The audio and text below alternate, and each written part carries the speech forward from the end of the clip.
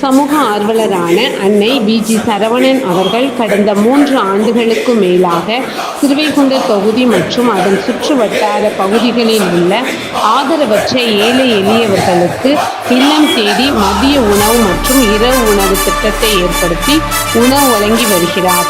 இந்நிலையில் தமிழக வெற்றிக் கழகத்தின் ஐம்பெரும் கொள்கை தலைவர்களில் ஒருவரான சமூக ஆர்வலர் அஞ்சலை அம்மாளை கொள்கை தலைவராக அறிவித்ததன் ஈர்ப்பால் தமிழக வெற்றிக் கழகத்துடன் இணைந்து தமிழக வெற்றிக் கழக தலைவர் தளபதி திரு விஜய் அவர்களின் ஆசியுடன் கழக பொதுச் செயலாளர் அண்ணன் புசி என் ஆனந்த் அவர்களின் வழிகாட்டுதலின் படியும் 1000வது நாள் மதிய உணவு மற்றும் இரவு உணவு திட்டத்தை தமிழக வெற்றிக் கழகத்துடன் இணைந்து வழங்கி வருகிறார்.